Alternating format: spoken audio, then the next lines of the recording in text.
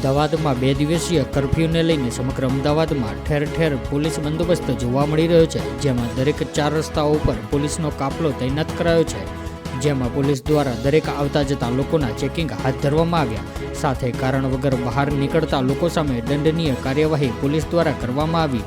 શહેરમાં કોરોનાની સ્થિતિને પગલે સળંગ 57 કલાકનો કર્ફ્યુ લગાવાયો છે, તો અત્યાર સુધીમાં 215 કેસો પોલીસે નોંધીને 243 આરોપીઓ વિરુદ્ધ કાયદેસરની કાર્યવાહી હાથ ધરી છે। કર્ફ્યુની અમલવારી માટે પોલીસ દ્વારા કડક કાર્યવાહી, બિનજરૂરી કર્ફ્યુમાં અવરજવર કરનારા લોકો સામે પોલીસે કાયદેસરની કાર્યવાહી કરી નીકળતા શહેરના તમામ જગ્યાએ નાકાબંધી પોઈન્ટ ગોઠવવામાં આવ્યા છે। બિનજરૂરી અવરજવર કરી રહેલા લોકો વિરુદ્ધ પોલીસ કાર્યવાહી કરી રહી છે। ડીસીપી અને સ્થાનિક પોલીસ દ્વારા વાહન ચેકિંગ અંગેની કાર્યવાહીઓ પણ કડક રીતે કરવામાં આવે છે। પોલીસ દ્વારા સતત નાગરિકોને ઘરમાં જ રહેવા માટે અપીલ પણ કરવામાં આવી રહી છે।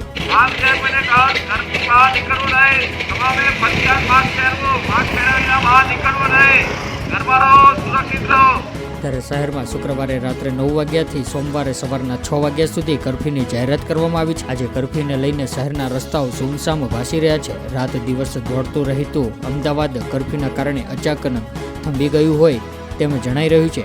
શહેરના રસ્તાઓ પર પણ જરૂરી સેવાના કર્મચારીઓ સિવાય સુમસામ જણાઈ રહ્યા છે। સંવેદનશીલ વિસ્તારોમાં પોલીસ રાઉન્ડ ધ ક્લોક કર્ફ્યુનું પાલન કરવામાં આવી રહ્યું છે, ત્યારે લોકોને બિનજરૂરી બહાર નીકળી રહેલા લોકો વિરુદ્ધ દંડાત્મક કાર્યવાહી કરીને શહેરના એસજી હાઈવે, આશ્રમ road, Lal Darwaja, Kalupur, Bapunagar, Sarkhej, ring road, Shahpur, Asarwa, Sabarmati, Chandkheda એ તમામ સ્થળો પર પોલીસનો ચુસ્ત બંદોબસ્ત ગોઠવવામાં આવ્યો। પોલીસ દ્વારા જાહેરનામા ભંગ બદલ 117 લોકો વિરુદ્ધ ગુનો નોંધવામાં આવ્યો, જ્યારે 130 લોકોની અટકાયત કરવામાં આવી।